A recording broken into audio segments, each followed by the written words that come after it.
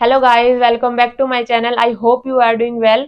और मैं आपके लिए एक इम्पोर्टेंट वीडियो लाई हूँ जिसमें मैं आपको बताऊंगी कि आप कैसे क्वेश्चन को अटेम्प्ट कर सकते हैं और कैसे आप अपने स्कोर को मैक्सिमाइज कर सकते हैं। देखो, एसबीआई पीओ मेंस का एग्जाम है, थोड़ा सा टफ आता है कंपैरेटिवली और एग्जाम्स के, क्योंकि एसबीआई पीओ का लेवल थोड़ा सा हाई रहता है।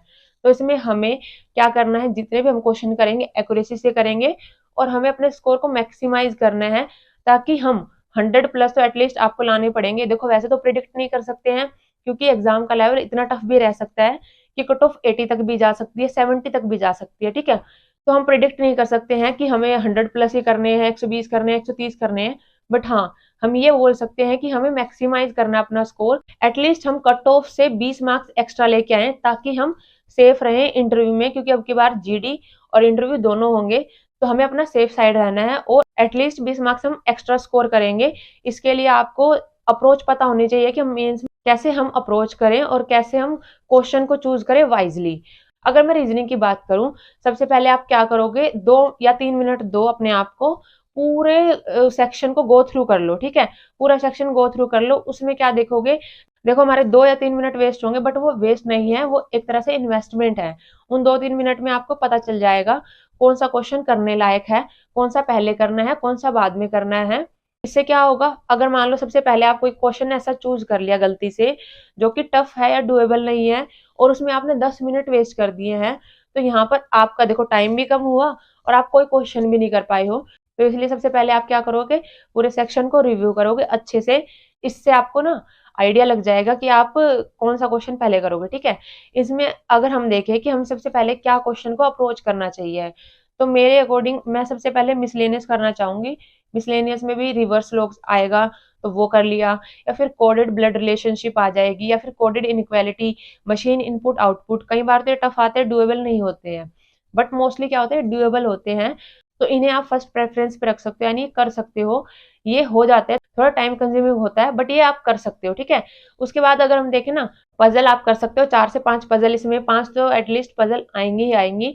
इसमें से 1 या 2 ही डुएबल होती है, इससे ज्यादा हम नहीं कर पाते, क्योंकि पजल ऐसे सेट की होती है कि कोई भी अटेम्प्ट नहीं कर पाता है। देखो, एसबीआई पीओ मेंस में क्वांट एंड रीजनिंग ऐसा सेक्शन है जिसकी वजह से कई एस्पिरेंट क्वेश्चन का लेवल देख के अपने आप खुद को डीमोटिवेट फील करने लगते हैं कि हमने तो मेहनत करी नहीं है, हमने इतनी मेहनत करी थी, वो तो कुछ भी नहीं आई, पता नहीं कहाँ से आ गया क्वेश्चन। इसकी वजह से क्या होगा, आप स्पिरिट लूज करने लग जाओगे, खुद लो फील होगा आपको। अगर आप इन दोनों सेक्शन में लो फील करने लगे, तो जो नेक्स्ट सेक्शन इंग्लिश या फिर जीए आएगा, उसमें आपको प्रॉब्लम होगी, क्योंकि माइंड आपका डिस्टर्ब हो जाएगा। तो स्पिरिट लूज नहीं करनी है आपको, आपको अपना कॉन्फिडेंस बना के रखना है, क्योंकि ये अगर सेक्शन टफ है तो औरों के लिए भी उतना ही टफ है। तो डिमोटिवेट आपको नहीं होना है बिल्कुल भी इन सेक्शन को देख के, क्योंकि इनमें मिनिमम 15 या मैक्सिमम 20 तक ही हो पाते हैं, इससे ज्यादा नहीं हो पाते क्वेश्चन। 50 भी अगर देखें हम, इतने ज्यादा नहीं हो पाते, क्योंकि टफ लेवल पे सेट किया होता है एग्जाम को। ठीक है, तो आपको बिल्कुल डिमोटिवेट नहीं होना है।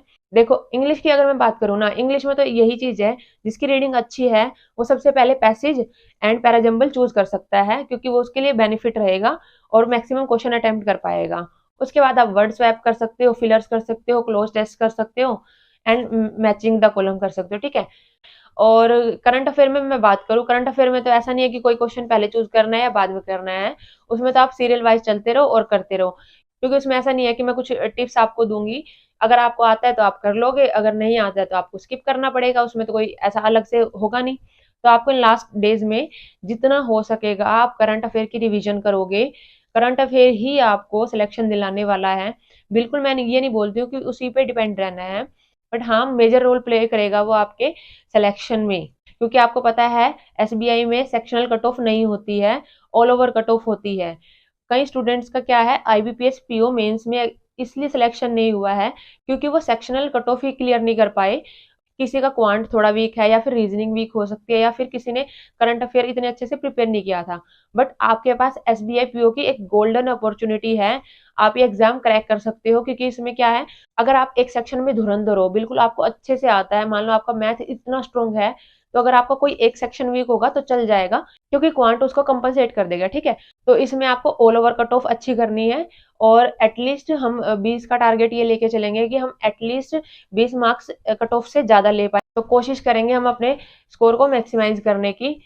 एक्यूरेसी मैटर करती है यहाँ पर, जितना आप एक्यूरेसी मेंटेन करके चलोगे उतना आपके लिए अच्छा रहेगा। क्योंकि कई बार क्या होता है, हम तुक्के में ना ज्यादा क्वेश्चन अटेम्प्ट कर लेते हैं। अगर हमें लगता है कि हमें जीए में सिर्फ 10 क्वेश्चन हुए हैं, 20 क्वेश्चन हुए हैं और 60 क्वेश्चन इस सेक्शन में है, तो हम डर के मारे तुक्का लगाने लग जाते हैं कि 30 कर लेंगे, हम 40 कर लेंगे, क्योंकि हमारा तो स्कोर ही नहीं बन पाएगा। बट ऐसा नहीं करना है। अगर करंट अफेयर टफ भी आया तो वो सबके लिए टफ आएगा, ऐसा नहीं है सिर्फ आपके लिए आएगा। तो जितना आपको एक्यूरेट आता है उतना ही करो।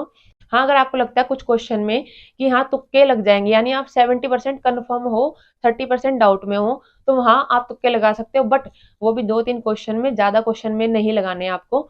तो आपको इन चीजों का ध्यान रखोगे तो आप मैक्सिमाइज स्कोर कर पाओगे।